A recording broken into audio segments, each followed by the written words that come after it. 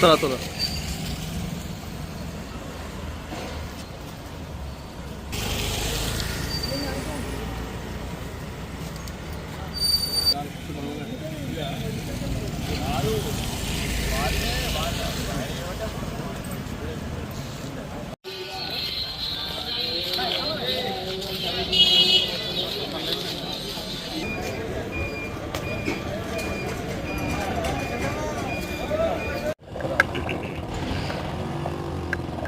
రాజన్న ఆలయ అభివృద్ధి పేరు మీద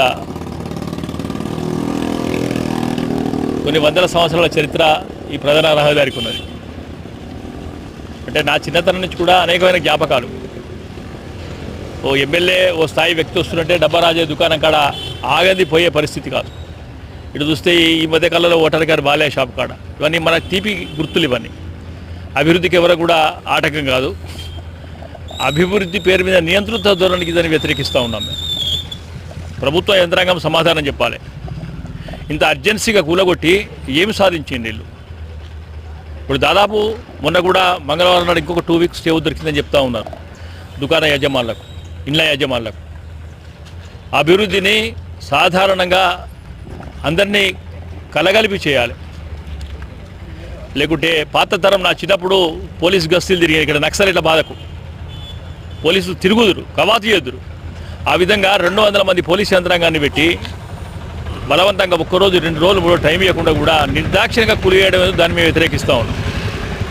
మేము ఇన్ని రోజులు మాట్లాడకపోవడానికి కారణం ఏంటంటే ప్రతిసారి మాట్లాడినప్పుడు ప్రభుత్వానికి భజన చేసే కొంతమంది నాయకులు ఉంటారు, వాళ్ళు అభివృద్ధికి అడ్డం పడతామని చెప్తా ఉన్నారు. అభివృద్ధి అంటే అర్థమేందో అసలు తెలుసా అని నేను అడుగుతూ ఉన్నాను.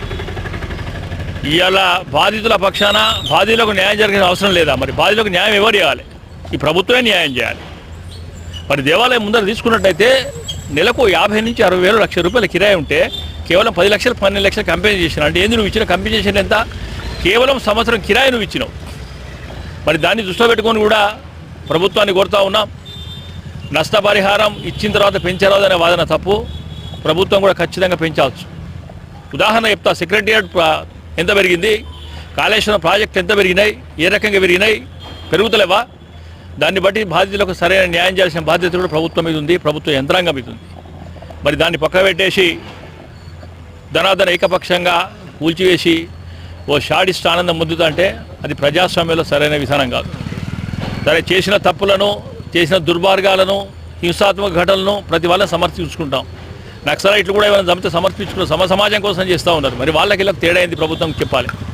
మరి కాంగ్రెస్ పార్టీ నాయకత్వం ఏదైతున్నదో స్థానికంగా ఉన్న ప్రజల అభిప్రాయాలు తెలుసుకోకుండా ఈ రకంగా ఏమాత్రం సమయకుండా కూల్చివేయడం వ్యతిరేకం చేస్తూ ఉన్నాం.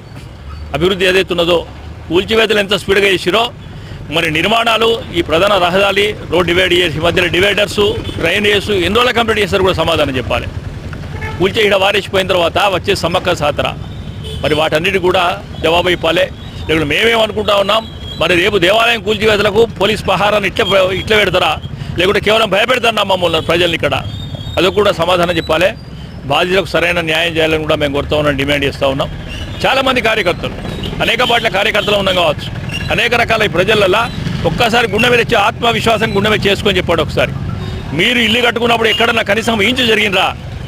స్థానికంగా ఉన్న కౌన్సిలర్లో నాయకులతో చెప్పించుకొని ముందర నిర్మాణం చేసిన తప్పితే అక్కడ వెనుక జరిగిన ఒక సమాధానం చెప్పుకుని మరి బాధితులను ఓదార్పాల్సిన అవసరం పోయి ఇంకా 100 ఫీట్లు చేస్తే బాగుంటుంది, 150 ఫీట్లు చేస్తే బాగుంటుంది అనే వాదన సరైన విధానంగా దయచేసి కష్టమే. మేము ప్రభుత్వానికి ఇంకొకటి డిమాండ్ చేస్తూ ఉన్నాం. వెనుకకు మిగిలిన దాదాపు కొన్ని నిర్మాణాలు ఏవైతున్నాయో 70% 80% వాళ్ళకి వెనుకకు ప్లేస్ మిగులుతూ ఉన్నది. మరి పూర్తి స్థాయిలో కోల్పోయిన బాధితులకు ఏమవుతున్నదో ప్రభుత్వ పరంగా ఏదైనా ఉపాధి కల్పించాలి. దేవాలయం నిర్మాణం చేసే షాపుల పట్ల కానీ లేకుంటే వాళ్ళకి ఎక్కువ కంపెన్సేషన్ కూడా ఇవ్వాలని కూడా మేము కోరుతూ ఉన్నాం. మరి ఈ నిర్మాణాల విషయంలో ఏదైతే ఉత్సాహం చూసిందో ప్రభుత్వ యంత్రాంగం దాదాపు అన్ని శాఖలకు టైం కేటాయించి డిప్యుటేషన్ ఇచ్చి ఇక్కడ వారం రోజులు ప్రయోజనం చేసిందో ఈ నిర్మాణాన్ని కూడా త్వరితగతిన పూర్తి చేయడం మేము కోరుతూ ఉన్నాం.